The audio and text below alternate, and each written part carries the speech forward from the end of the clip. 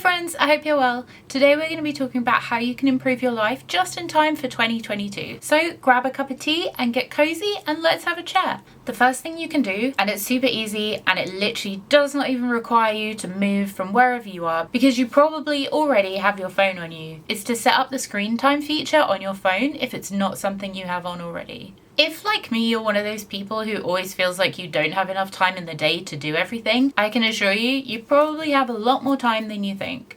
I'd recommend, if you don't already, setting up the screen time feature on your phone. If you have an iPhone, if you don't, you probably still have it. It's probably just called something else. I'd Google it. If you don't know already, it will basically just give you a breakdown of all the time you spend on different apps on your phone. It was kind of shocking to me to see that I spent between 6 and 9 hours a day on my phone. I felt a little bad about that, I'm not gonna lie. But you can set up individual timers for different apps on your phone. So at the moment I have like an hour for Facebook, an hour for Instagram, an hour for Reddit. And basically once you've gone past that hour, it will notify you and you can either close the app, or if you're kind of in the middle of something, you can postpone it. But at least you have that warning there to make you more aware of how much time you're spending on your phone when you could be doing other things. So give it a go. I promise you, you will probably be surprised. If you do try it, let me know in the comments how often you spend on your phone and whether or not you were a bit ashamed, because I definitely was. And since I've started implementing this, I use my phone a lot less. The next tip I have is to start a planner. And I don't mean pick the prettiest planner and just use it for a week and then never use it again, because don't worry, we're all guilty of it. This year alone, I bought not one, not two, but 3 separate yearly planners because I picked them based on how they looked rather than if they were functional for what I needed. So the planner I have now is working really, really well for me. Basically, I just have like a to-do list, and then I have a really good bit where I basically put what is a priority, what isn't a priority, and then just make any notes that I need to make. It's been really, really useful for me to get things done. I really enjoy making lists. I think they're super, super useful, but I'm an all or nothing kind of person. And if I feel really overwhelmed by a list, then I usually won't do anything on it. Or I'll do like one thing and I'll be like, this is too much, I'm not gonna do it. By splitting everything up, it just seems to make things better for me. I've been getting a lot more things done than I usually would, and I'm really happy with it. It's not a dated planner, you put your own dates in, so I'm just gonna keep using that until it runs out. My next tip,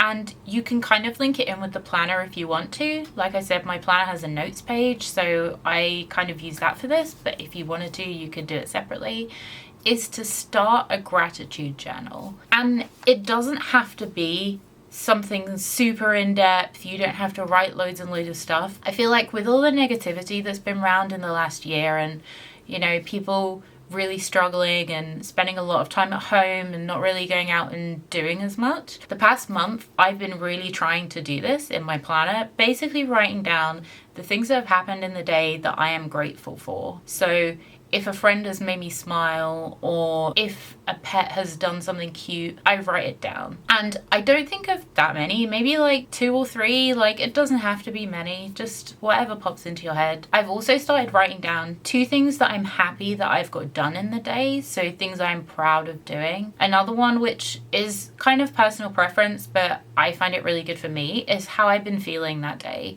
So any positive feelings, any negative feelings, I just note them down, because sometimes when you have days where things get too on top of you, you can feel like you're just having the worst time. But you can look back and be like, oh, actually, I was feeling really good 2 days ago. So it's not all that bad.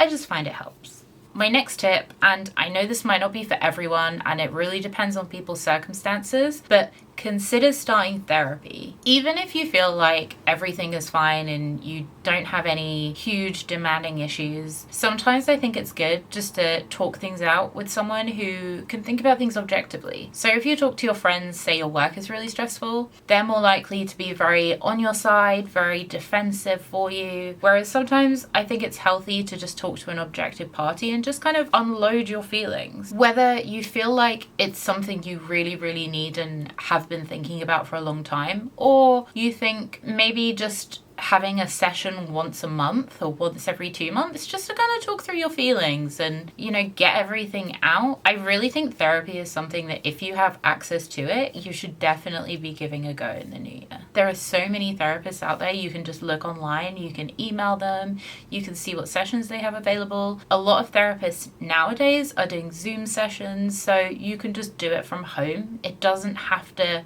feel as taboo as it used to. And my last point, and this is something I am very, very guilty of as a person who now works from home full time, go outside and get some fresh air every day. I can't even begin to tell you how much better I feel when I actually go outside and go for a walk. Especially if, given the circumstances at the moment, you're back working from home and you're back not having a reason to necessarily get dressed, have a shower, get ready for work because you're not going anywhere. The amount of days where I've gotten to like 3-4 p.m. and I've just stayed in pajamas all day and I feel really rubbish and I have a shower and I go out and I get some fresh air, I feel 1,000 times better. And I always think to myself, why didn't I do this at 9-10 a.m. in the morning?